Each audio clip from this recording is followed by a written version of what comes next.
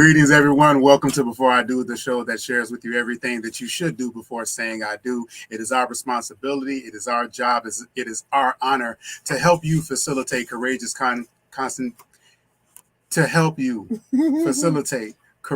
conversations on dating and relationships. So whether you are single, whether you are interested in being married, don't know if you want to be married, you are tuned into the right show for you. Yes, so this is Before I Do with my husband, my boyfriend for life. And we will ask you some questions tonight. This show is meant to be interactive, yes. And so when we pose the speak now or forever hold your peace questions, we would love for you to weigh in. We want to hear about your experiences. And you might be saying, Charmaine, Walter, what is this show about? Okay, what is this whole AEIOU? It might be the Well, remember that. Well, you remember growing up. That's how they taught us our vowels. That's A right. E I O U, and sometimes wow. Exactly. So AEIOU, and so that actually stands for various personality types. So ambivert, extrovert, introvert, omnivert, and which are a few terms that I am learning about as well. That's one of the gifts and the things that I really appreciate about this show. There's a great saying that says that the teacher learns twice, because you have to learn it to teach it. And then when you teach it, you actually learn again when you start receiving feedback and different perspectives. And so this is definitely one of those situations and times for me. And as our mama say, Mama Francis, just so y'all know, a little trivia, okay? So Walter's mom is named Francis. My mama named Francis. We both got a mama named Francis. But as mama would say, when the student is ready, the teacher will appear. So if you are ready to learn something tonight, if you're ready to definitely delve into the topic tonight, definitely the teachers are ready. And so we appreciate you for being a student. But in going in this tonight, why are we doing this topic? I mean, we are into 2023, just a few weeks in. Most people are really trying to dig or be intentional. Everyone's talking about being intentional. That is the word, being intentional. And one thing we want you to do is we really want you to think about who are you? Do you know you, right? And so we're constantly in this space of introspection, right? And we want to know more and more about ourselves. So we wanted to do this show because whenever we take on a new client or whatever, we really often push understanding yourself so that other people, you can be literally have a PhD in you so you can support other people. And so one thing we want to start off with is a quote. This is, there is little difference in people, but that little difference makes a big difference. And that quote is by W. Clement Stone. Where's the bell? That needs to, that needs the bell. I'm gonna give you the bell. No. I don't. That's your thing. But I just am an advocate for that. But that quote is so pertinent, and it is so true, because again, we're all members of the human race. Yes. And so with Charmaine and I, we do a lot of work in diversity, equity, and inclusion. We know that those are really hot button topics right now. Everybody is talking about diversity and equity and equality. And no, we don't want equality. We want equity and inclusion and things of that nature. But the bottom line is, as humans, there are a lot of similarities that we have, but the differences that make us unique are very vast. Yes. And so, it's important for us not to see our differences as things that divide us, but to see them as strengths that actually unite us, because that means that there are some things that you're able to do that I may not be able to do. There are some unique perspectives that you have that I may not have. And there are some things that I may be able to see that you aren't. So when we come together, we have a more comprehensive picture and we can do a lot more. Yes. I mean, with our clients, we want our clients to know, first of all, uniquenesses are a powerful thing. When we talk about diversity, it's not about what makes us different, but what makes us unique, right? And how together we're more powerful. You're given a fingerprint for a reason, right? And so we love to talk about your fingerprint. What is your fingerprint? What is the uniqueness that you bring to the table? And when you're talking about expectations, boundaries, valuing yourself, can you put a voice to it? And in a relationship, if you can't do that in the relationship with yourself, how are you going to do that in the relationship with a person and a human being who's really trying to enter into a life story with you? And so with that, I want to open up actually with a reading today.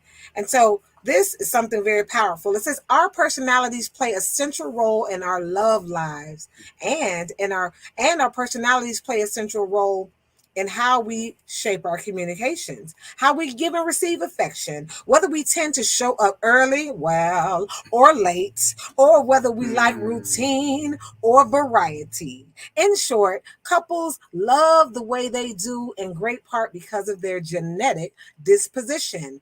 This allows us to say pretty much your genes, along with the environment you were raised in, shape your desire to give and receive love in particular ways. And when two people marry or they're dating, they combine their individual genetic makeups. Personality differences are inevitable. I will say it again. Personality differences are inevitable. And that's going to get the bell. So it's really important. It says, because personalities determine what we say and when we say it, what we do or don't do, and why we do or say anything at all. So are you saying that even if I decide not to burn my list? Let's say I have my list, right? You said to burn. No, I ain't burning my list. If I keep my list and I get a person your list of expectations.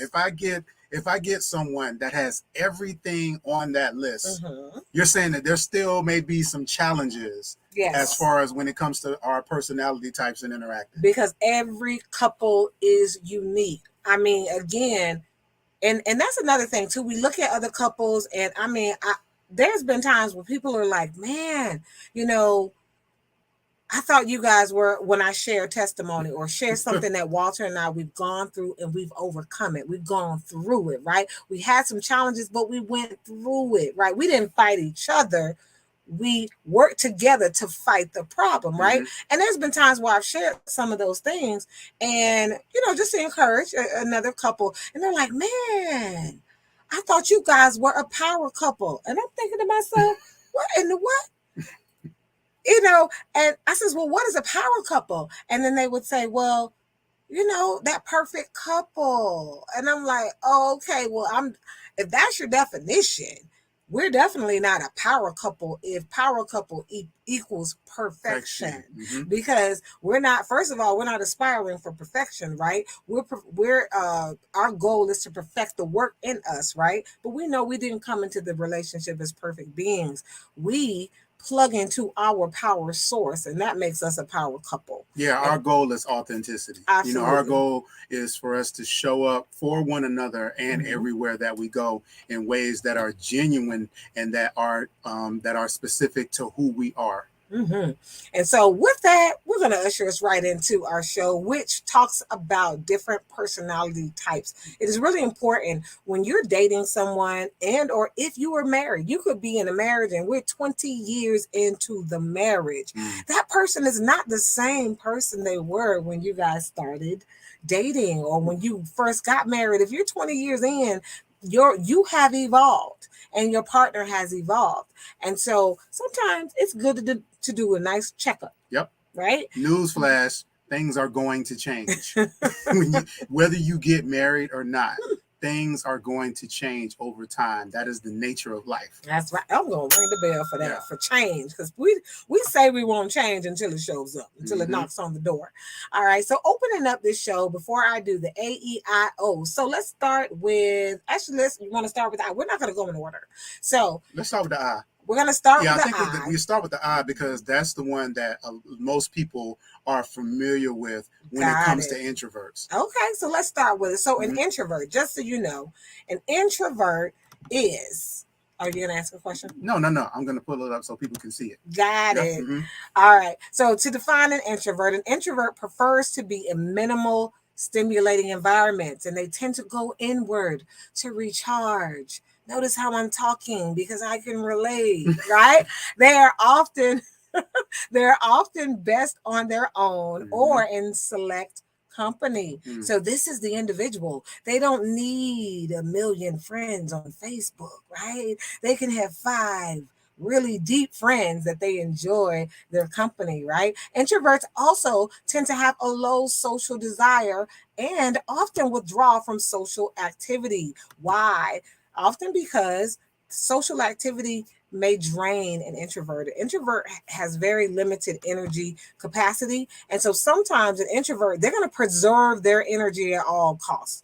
So going to, I don't know, a jazz fest where there's 2,000 people there, that might not be as appealing as to going out for coffee or drinks with about 6 or 7 friends of theirs. Introversion is related to social energy. It goes back to energy, how you maintain your energy, how you gain energy, and how you preserve energy. So introverts, their goal, typically their interest is they always are looking at, man, how can I preserve my energy? Absolutely. So next we have extroverts. And again, these are the two primary ones that when people think of personality types, we immediately categorize them in introverts and extroverts. So extroverts are re-energized from interacting with others and engaging with the external world. It is a personality that is often characterized by expressing and outgoing patterns of behavior. These are people that are extroverts that they tend to be very talkative,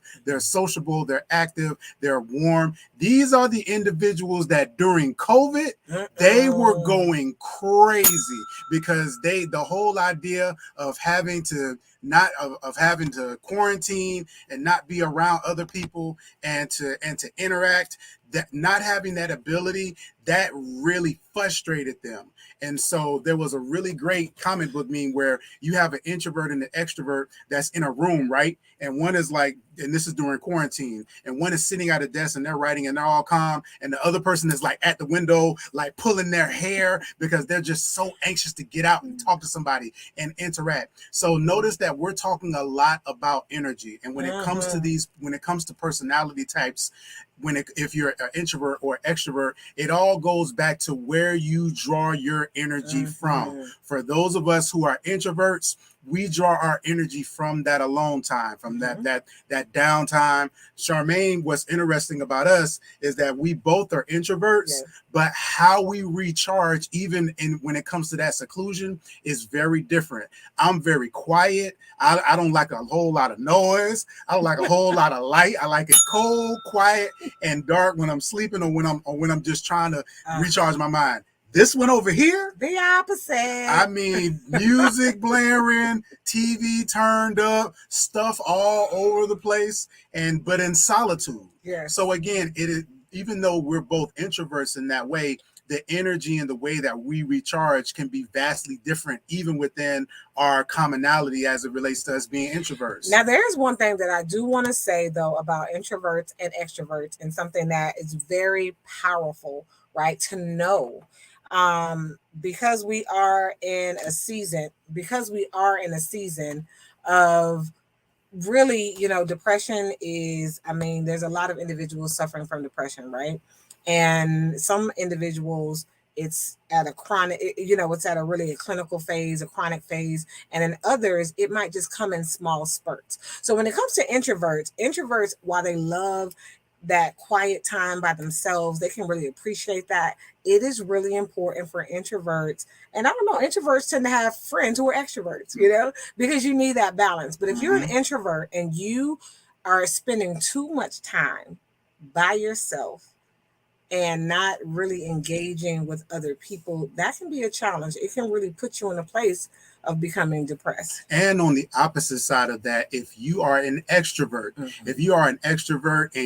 and you may draw your energy from being social and interacting with other people, it's very easy for you to lose sight of who you genuinely are, because you find yourself around so many different personalities and in various settings, and your energy is bouncing all over the walls. And so it's very easy to lose track of your personality and who you are, and really understanding how you're growing and evolving and changing. So just as introverts need balance as relates to outgoing and being able to get out, it's very important for extroverts to also have that balance, to be able to withdraw and pull inward, so they can have that time for that inventory, to really do that self-reflection of how they're growing, evolving, and changing. And I want to stretch that, because this is where, when we talk about relationships, this is where it can get sticky. So let's say, a loved one passed away.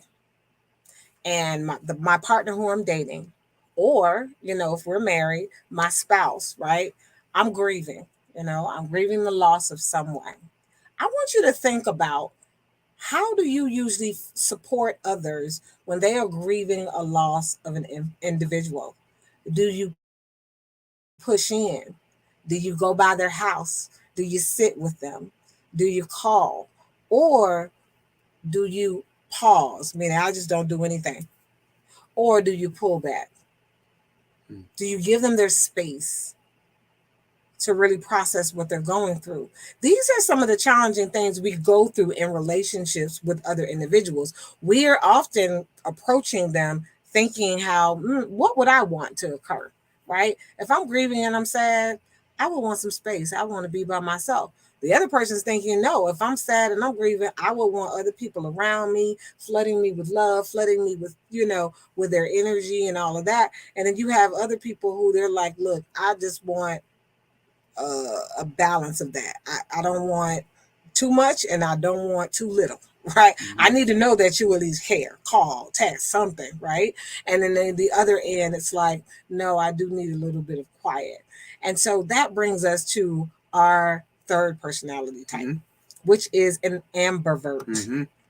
So an ambivert is an individual who they are literally right there in the middle between being an extrovert and an introvert, and they would be right in the middle. So they exhibit qualities of both introvert and extrovert. They can flip into either depending on their mood, the context, and the goals that they have. And pretty much the clue to ambiversion lies in the prefix ambi, and that's a Latin, and it has Latin origins, right? And it means two of a pair or both. So they have this dual role. Yeah, they have this dual role, and their energy level is kind of in the middle, So they're not too far, extrovert, but they're not too far introvert. These are the people that they're the balance in the room. They're the balance in the room. They can often, when you have an extreme extrovert, I mean, you are just the life of the party. You're talking or whatever. Then you got the extreme introvert over there in the corner, people watching. This is the individual that helps to merge and create that harmony between both worlds. And so, as we're talking about these personality types, we want you to think about, how do you show up in your relationships? Mm-hmm. Do you find yourself, are you an introvert? Are you an extrovert? Or are you an ambivert? Do you find yourself, no, I think I'm a pretty good balance. Mm-hmm. There's times where I do need quiet time to recharge. There's times where I do get fueled and I get my energy by being around other people. And so, yeah. Yeah, and so this is where, for me, this was very enlightening, because even though I'm an introvert, there are times where I really enjoy being outgoing and being around people. But with ambiverts, because they're right in the middle, there's this duality that they have, and so they're fed both internally, but they also crave the external as well. So for ambiverts, they can often be characterized as outgoing introverts, or an introvert who can be outgoing in certain situations and around certain people, or when they absolutely need to, or they can be known as antisocial extroverts. So they're out and they're out in social settings, but they're not necessarily the social butterfly going from person to person, talking like a couple of the friends and people we know, or they can be known as social introverts. So a person who can become extroverted as needed. So for those of us who are in the business world, where networking and going to certain social events are a part of our professional career, we can operate in those particular arenas. But when we're done, we're done. We need to go home. We need to sit down, be quiet, and recharge. And I love this image, guys. Look at this image, right? And so if you had to think about what it would look like if it was a battery, symbolic of a battery, right? You got the introvert is on red. They are in the preservation process. It's like, I'm preserving my energy. And so, are you worth my energy? Hello, right? They don't do all the small talk. Is this conversation worth me even using my air right now? Is this friendship worth the energy I'm investing, right? Introverts ask these questions because they definitely have to preserve their energy. And extrovert, they have a lot of energy to give off, right? And so they are, and they're fueled when they're around other people who inspire them, right? And then the ambivert, they're just right there in the middle. So they have that half battery.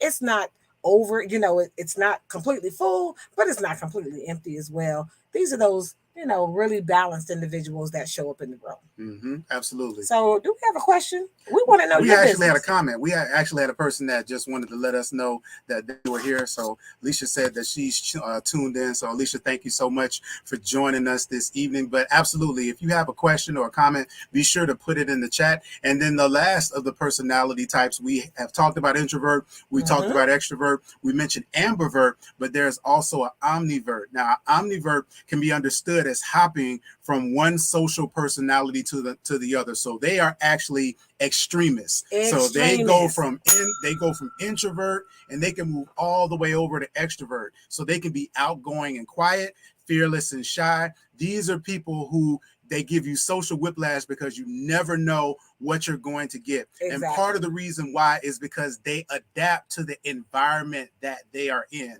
So they can oftentimes be social chameleons. Yes. And so even again, but there is no middle. Yeah. They're not an ambivert because they don't have that kind of balance. It is they are only operating in extreme. And it's situational. So it's situational. And this was, again, one that also challenged me as well, because as an artist, many people that observe and interact with me on the artistic side, they automatically assume that I am an extrovert by nature. And I actually am not.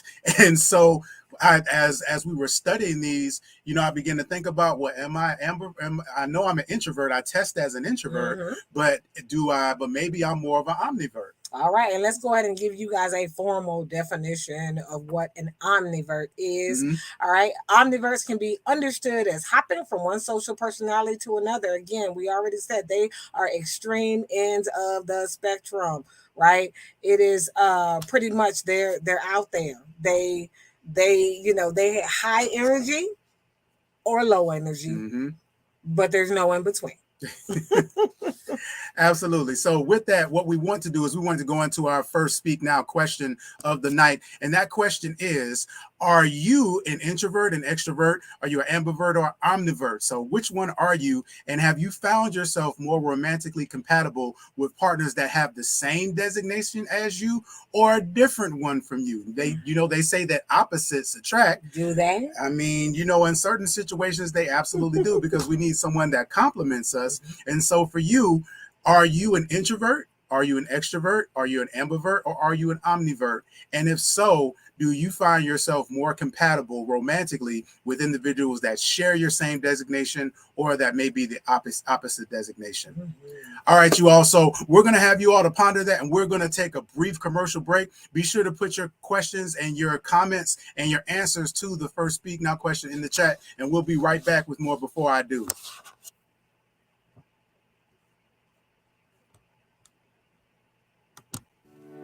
Welcome to the Couples Academy app. The Couples Academy app is your go-to hub for how to do marriage right. Get started with our app today by perusing our amazing features that conveniently allow you to connect. This app is packed with powerful content and resources to help you grow and stay connected. With this app, you can watch our messages, find marriage resources, watch, listen, and read the real-life stories of restored couples, sign up for events, read articles and blog posts, stay up to date with push notifications, share your favorite messages via Instagram, Facebook, Twitter, or email, and download messages for offline listening. For more information about the Couples Academy app, go to couplesacademy.org.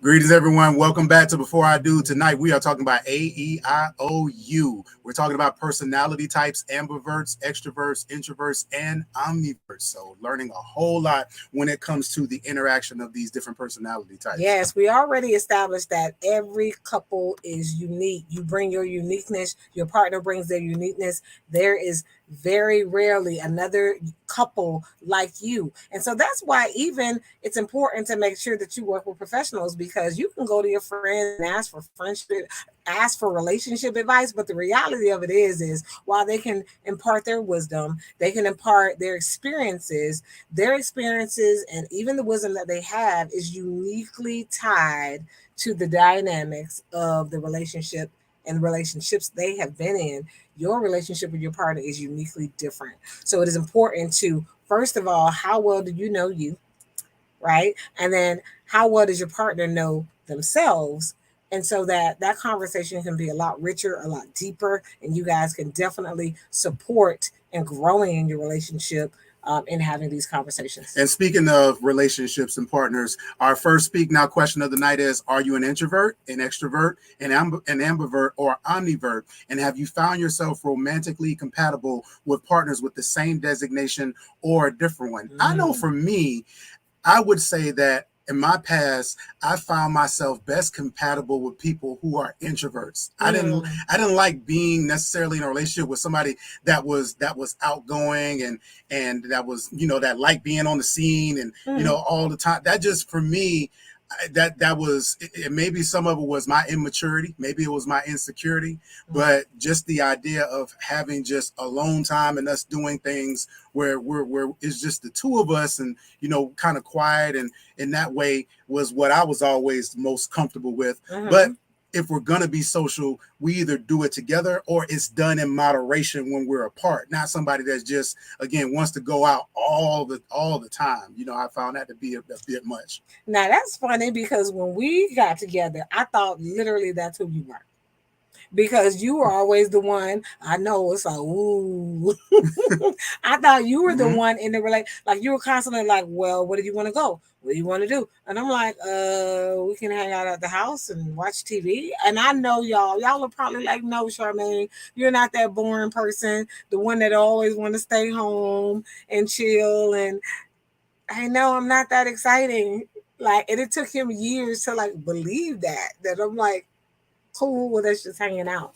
Yep. And so, but I thought that if anything, you were going to get bored in our relationship because you always wanted to go out somewhere. If a new restaurant opened, it's like, oh, let's go to the new restaurant. And I'm like, no, let's wait for 6 months to see if any food poisoning or anything goes down at the restaurant to, trust but verify. Yeah. Well, again, it was those exploratory things, but being able to do it with someone. So again, that's where for me, that the whole idea of the ambivert and omnivert, like the idea of being social, but doing it with intention with someone. Got it. Not just going out doing it on my own. And with anyone. Absolutely right. Got it. Because it's very important to have the right company, because that can definitely impact your ability to be able to enjoy whatever it is that you're purposing to do. Agreed. So I was trying to give you a compliment as far as we're trying to do these different things with you, because I think that you're someone that I can enjoy those things with. But I thought that you were scared because you used to say, I don't want you to get bored in the relationship. And I used to be like, oh, he's so sweet. Oh, yeah, I'm not going to get bored. I'm not going to get bored.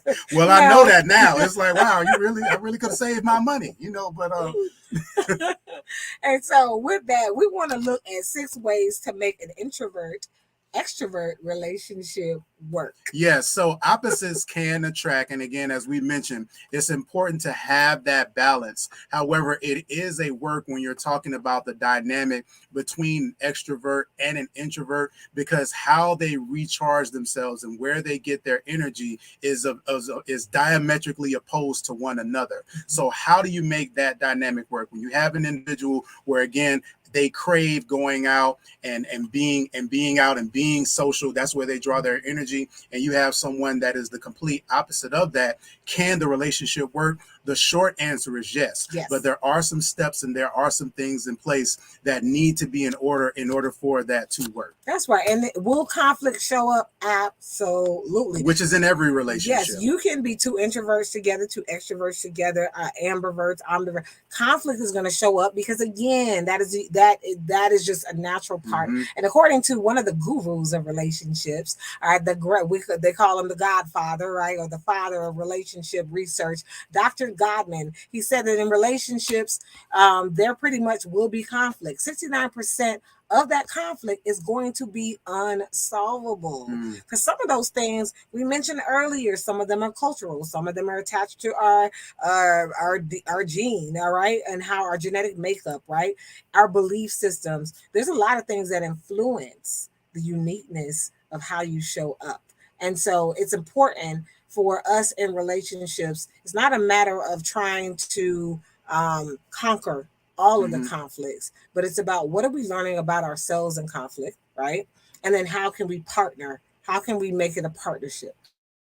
And actually, what you just mentioned is the very first way that is noted as it relates to how to make an introvert extrovert relationship work, which is learning to deal with conflict. It's important to remember that conflict is natural and unavoidable in relationships. It doesn't matter whether you're an introvert and an introvert, or introvert and an extrovert, but introverts and extroverts deal with conflict differently. Introverts may face conflict regarding wanting alone time or not wanting to address conflict right away. Instead of wanting to process, introverts often value time to themselves and the ability to process internally before expressing things outwardly. And if an introverted person can express their needs and desire outcomes to their partner can be aware of this and not take it personally, but instead understand why the individual may sometimes need some space. So if you are in a relationship, dating, married or not, and your partner absolutely says, okay,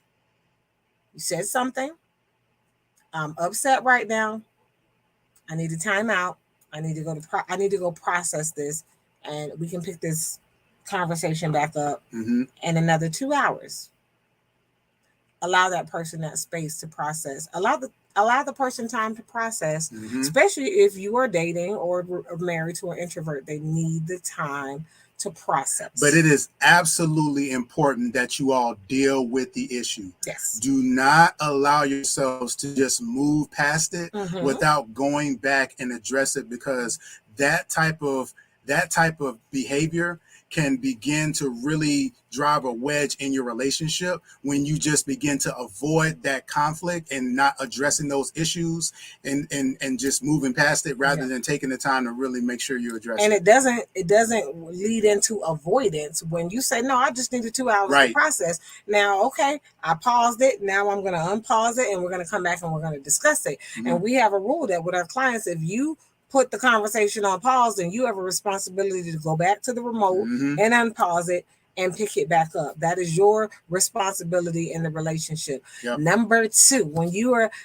extroverts or introverts are in a relationship, the number two conflict that often shows up is in the area of communication. And so communication, we know, is key. And since introverts tend to rely on alone time to recharge, if the introvert is with an extrovert who tends to recharge with others, this might be perceived as withdrawal from the person. And pretty much we just talked about this. And so one thing it's important to do is have a journal. When you have an introvert and an extrovert that's in a relationship and they're really trying to communicate with one another, the extrovert wants to talk and process out loud. The introvert is sitting there trying to process everything. They're frustrated because the extrovert wants an immediate response. And they're like, no, I'm not going to give you an immediate response because I deserve respect and I want to think through my response. And so when the extrovert pushes, and the introvert was like, okay, we're going to do this. Now you're going to get it. You're going to get all of my thoughts, no filter, no chaser. You're going to get it all. From today, yesterday, and however long y'all been in a relationship, and from their childhood. Because the introvert remembers everything. So you're going to get it all. And I don't know that you can handle the depth of often what introverts carry and how they process and how they store that information. So give people what they need. You're an extrovert. You need to get it out.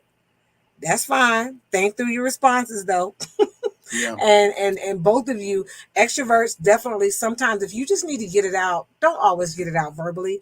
Write it in your journal. Absolutely. Both. And you're already hitting the nail on the head, because as we move into number 3, it's understanding the needs of your partner. So understanding that if your partner is an introvert, making sure that you allocate that time to them. And when they do press pause, giving them the courtesy of being able to determine how much time they need before they readdress it, and not forcing the issue. And at the same time, if your partner is an extrovert, making sure that you have the courtesy of coming back and having that conversation to make sure that you address the issue. So it goes hand in hand with the previous 2 points of communicating and making sure that you're addressing conflict, because that's part of respecting one another and honoring your differences. And it means that you're respecting your partner's need if you're an introvert for that alone time and that processing time, and you're also respecting your extrovert's partners need to make sure that we're addressing and handling the issue at hand. Yeah. All right. And number four says, don't try to change them. Yes. How many times have you read that or been told that? Don't try to change them. And you know what? You get in a relationship, it's all cool, and then you try to change them. Why? Any relationship, it's important to remember that the goal is not to change the person, but instead to understand each other's needs and support each other. Okay. And so we have to make sure we find value in the fingerprint. They are unique. They have a unique personality type, their DNA, their genetic makeup, all of that is unique for a reason. If you can't get to a place where you uniquely appreciate your partner, and all the diversity and uniqueness that comes along with them being who they are, then that's a challenge. Yeah, and remember that trying to change someone is really a form of manipulation and control. And it really can be a sign of selfishness. Now, we understand that our partners, when you care about someone and you see they have potential, or you see that they have some habits and things that they may not necessarily need to be involved in, you want to push for the best for your partner, but you cannot force and manipulate them into doing that. The best way to do it is just to communicate that in a loving way, be honest and be forthright, and hold them accountable for what they say that they want to be. But you have to be very careful to make sure that you're not trying to mold your partner into who it is that you want them to be. Absolutely. And that deserves the bell right there. Yeah. And that is powerful. And you know what? That's one of the biggest conflicts we hear amongst couples. Yeah. He's trying to change me. She's trying to change me. And really at that point, it goes back to a level of acceptance. Do you accept the authenticity of who this person is, right? And or do you have an agenda? Absolutely. So number 5 is a very important one, and it's aligning goals in social settings. So making sure that before you go out, especially if you are an introvert and extrovert relationship, that you have a conversation of the goal and the rules of engagement before you get into those social settings. If there's a timeline, if Charmaine likes to call them, what are they, buzzwords or code words, as far as like, hey, we planning to be there for an hour, but if we get 15 minutes in and I say I really would like some marshmallows, that means it's time to roll out. Okay, now we can't use that one no more because you just gave it to everybody. But no, you do need to have those PR statements. You need to have that out. You need to have those nonverbal signals. Maybe for you, it's when you grab your ear, or it's where you have some kind of nonverbal gesture that if you're dating an introvert and they're tired, they're challenged, or maybe you're dating an extrovert and the environment is just a little too dry for them. And, first of all, consider each other. And sometimes you just have to push past that. Absolutely. Right. But if you both have this agreement that, okay, we're going to stay at least 30 minutes, an hour, whatever, 2 hours, and then we're going to start transitioning, have those agreements, have those goals, make sure you guys are clear. All right. And then our next one is number 6, find things to do together. Now, this is everything. I love how CEO Danielle and Hassani definitely encourage couples to make a list. Make a list. Make a list Yeah. for date night. I mean, what is your dream date night list? I mean, it's a great activity for couples to do to ensure that you two are on the same page, that you're dreaming together, Yeah. even if they're uniquely different. At least I have a list and you have a list. So Yeah, you're not lists- having to be a psychic. Yeah, lists are so awesome because just like you said, it allows you to dream together. Yes. And also, if you're spiritual, the Bible talks about writing the vision and making it plain. And so if you have a list and I have a list, now what we have are tangible goals. We have things that are in our mind and in our heart that we've actually now put down as something that we can touch, we can read, we can see it. And so that's a really powerful thing as a couple when you get to the place of being able to set goals and dream together. And so it's so important that, especially when you're in an introvert extrovert relationship, that you take the time to sit down and to strategize things, activities that you all could possibly do together that will unite you. Absolutely. So again, tonight we wanted you to just be able to identify that, first of all, you have a fingerprint and you have a footprint in your relationship. We want to make sure that you honor yourself and the uniqueness that you bring to the table. Make sure that you're honoring your spouse's uniqueness and what they bring to the table. And because of the uniqueness that you have individually, when you come together, that makes your relationship one of the most unique things walking around. And bear in mind that you may be in a relationship with someone right now and you all are experiencing some challenges as it relates to getting on the same page. We would love to speak to you as your Couple Academy practitioners to help you all get into alignment, to learn how to interact with each other in positive and productive ways. Yes. So be sure to reach out to us at couplesacademy.org. Or, as Charmaine always likes to say, maybe you're in a relationship with yourself and you are seeking to learn and understand yourself better. That's right. We do one-on-one individual coaching as well. And Couples Academy, love Danielle. Have to give it up for our CEO. That Enneagram. Yes, boy. you must sign up to do an Enneagram session with Danielle where she goes all up in your business. Okay. She will tell you about yourself more than you knew about yourself. So sign up, get an Enneagram done. And if, again, you and your partner, man, you've been on kind of a slope lately, right? And you really want to gain a deeper level of understanding of who the two of you are, book a couple session, or Danielle will again tell you two all about the ways in which you're compatible, your personality types, the culture, all of those different things that we mentioned in this show. Absolutely. And so definitely reach out to couplesacademy.org and book a session. Thank y'all so much for tuning in to Before I Do. My name is Walter Jennings. My name is Charmaine Jennings. And it has been our honor to bring this show to you tonight. Be sure to like, share, and subscribe, and tune in the same time next week for another edition of Before I Do. Hey, be sure to let other people know and recommend Before I Do. We enjoy doing this. These smiles are not fake. We really enjoy it. So listen, we will see you all next week. Good night, everybody.